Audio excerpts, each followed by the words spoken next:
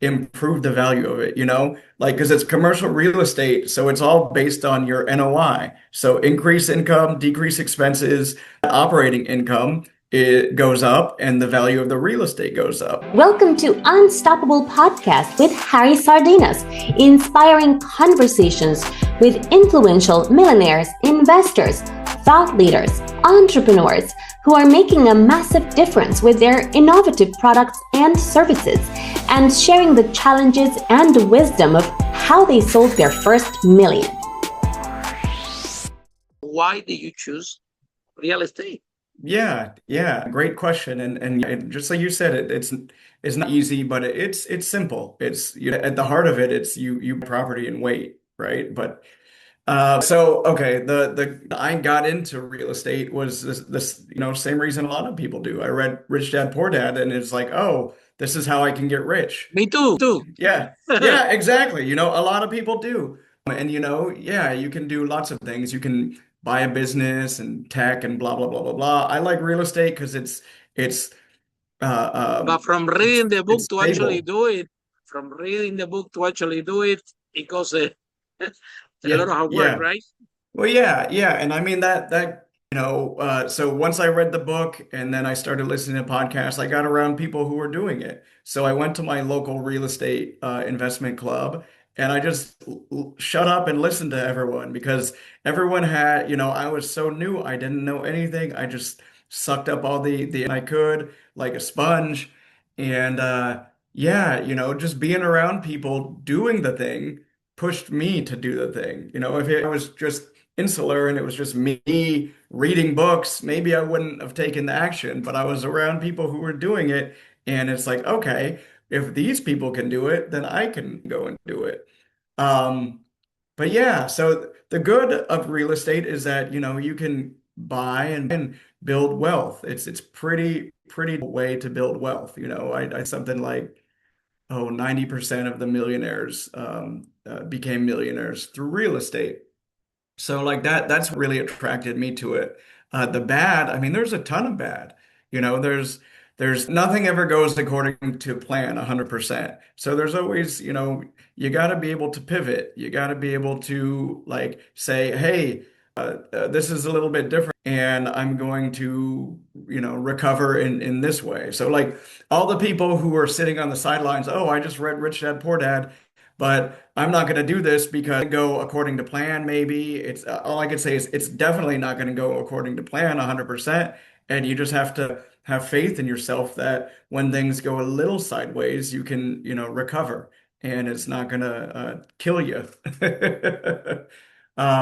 So maybe, yeah, that's the the bad and the ugly I'm going to combine because how about like if we're talking about like How about real you will estate? pay for something? Yeah, well, yeah, I mean, and that goes back to knowing your numbers. So like do the best you can with what you know. Don't go too risky. Make sure that it's at least covering its bills, it's covering its debt service, all that stuff. Don't go negative equity, no amount of upside can make up for like, crazy downside. Like if you go and do something stupid because you think that there's a ton of upside and then you foreclose on a property, that's going to follow you for a while. So it's much better to make $0 on your first than, than foreclose on something. And then something out Yeah, of yeah. the yeah. Now, Tim, I'm a big fan just of what you do. Yeah, I've been love property um, because, well, to be honest with you, it was not my passion at the beginning. Um, I did it for the money. Okay, I needed money, and people, I read Rich Dad Put That sign like you, and friend told me, look, you make money with this property thing, and I say, okay, I need money, so I'll do it. So it was not really my passion. However, I'm grateful to property because everything that I have in my life, it was because of my property business, create the foundation. I do conference all over the world, which is what I'm passionate about, and train entrepreneurs how to grow the business and how to speak in public and present effectively the product services. But the foundation to get where I am now. Real estate, it was key. And then I'm doing it. You see, Yeah. I cannot warm up to it. And now, all my life I was, when I'm going to make a ton of money, so I'm going to do my passion, then I'm not going to do real estate anymore. Well, guess what happened? I warm up to it and I like it. And when someone like you come and say real estate, you see, my eyes are shining. I think that I went to the tough time that I need to go through the real estate when you don't know anything and you need to build and sell millions without having a clue what you're doing and learning where you go.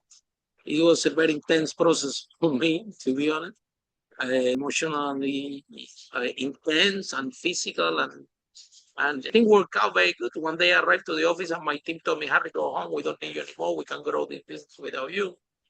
But it was 4 years until from nothing to build it, that a lot of things happened, scaling up, growing up, and so. Now, why do Hmm. you choose particularly this strategy, which I am a big fan, okay? Because I'm a big fan of cash flow, and this thing that you do is a good vehicle for that, okay? And so how you decide to find this vehicle? Because, to buy a mobile home park, it doesn't sound cheap to me. So you find Hmm. how much money we're talking about. Let's start for that. We can say, okay, everybody love it, but to get in, when they can partner with you, probably that would be an easy way to get in. How you choose this vehicle, because it's a little bit scary at the beginning. Sounded to me. Can you tell us a little bit more? Yeah, yeah. It's a good sense you got. So first of all, yeah, I got into it for the same reason that you did. I wanted to get rich. And why mobile home parks is because, you have sticky tenants, you have good cash flow, you have low expense ratios. So like that drew me to it. And it's a little different. It's different than, everyone was doing single family, wholesaling, whatever. And I was like, okay, this is a little different. I'm excited about it. And it's interesting. The more I do it, the more excited I am about it too, because retired nurse. So I was working as a nurse when I went into it. It's not like I was like, oh man, I am like, this is my true passion. I was just like, no, this sounds like a cool way to get rich. And as I've done it, it's also a great way for us to improve affordable housing. So all these communities, that have It has been, elements social responsibility as well. yeah, You yeah, can do yeah. good and make money at the same time, right? Exactly, exactly. Meaningful, and we're all making money and it's everyone's winning. We're creating homeowners where they wouldn't have been homeowners. We are, yeah, I mean, $100,000 to put in new roads on something that was a dirt road before, that is a meaningful Mm-hmm. difference in people's Also, lives. yeah, and in the communities also. Yeah, Yeah, yeah. even get better with my friend in London. The people like my friend in United Kingdom, not from London. Gets even better. You know what people were doing? They were selling the old couple. Okay, they were selling their house, Hmm. 600,000, 700,000, 1 million pounds. Okay, Hmm. and go and buy from my friend a nice brand new mobile home, and then I around 150,000 pounds, the most expensive one. I'm telling you, good. It's a mobile home, but the good quality over there. We have internet, everything. Yeah, Guess what they were doing with the rest of the money? They were living going off on, of it. holiday, traveling Yes, the world. that's good. World changing, And you mind to take 400,000 pounds? That's not dollars. That's more than dollars Yeah, yeah, to yeah, travel until you get tired just to be more. So even brought the fitness right to the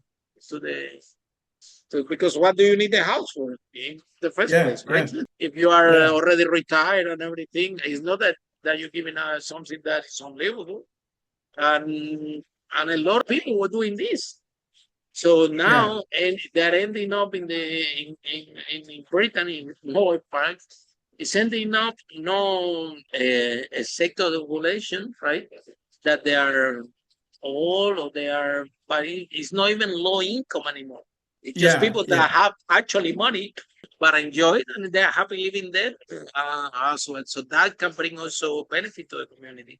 And I'm a big Yeah. fan of the model. I'll tell you why, because I find a lot of similarity with my first business. My first business is actually rent to rent. We were renting the houses and then we renting the units separate. So we come back to the same thing.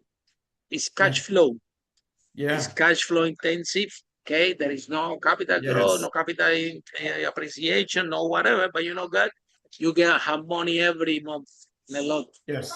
When Yes. you with that, poof, I remember, you could do anything with that cash Yeah. flow, anything there. So, Well, and it's we, it's it's interesting, you're talking Mhm. about cash flow. I 100% agree. And if you look the value of the dollar, the value of the pound, like all that stuff, it's kind of depreciating, it's getting less and less.